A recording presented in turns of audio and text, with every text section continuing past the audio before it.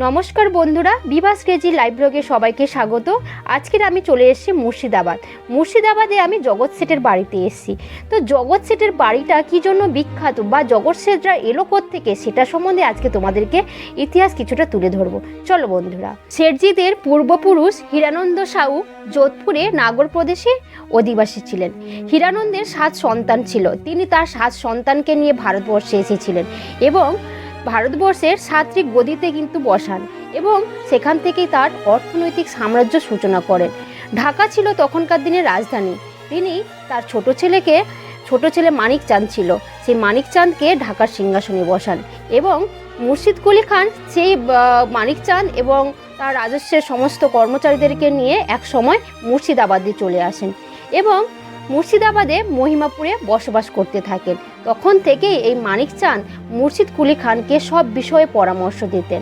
তিনি যখন মারা যান, তার ছেলে ফতে চাঁদ ছিলেন তার একমাত্র সন্তান। তিনি বাদশাহ ফারুক শাহের কাছ থেকে সেট উপাধি খেতাব অর্জন করেন। তারপর 1723 খ্রিস্টাব্দে বাদশাহ মোহাম্মদ শাহের কাছ থেকে জগৎ শেঠের খেতাব অর্জন করেছিলেন।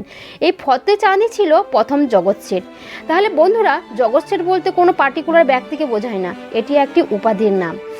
জগৎ শেঠের এই পুরনো মহল যেটা ছিল সেটা হলো মহিমাপুর। আপাতত সেটা গঙ্গার গর্ভে চলে গেছে।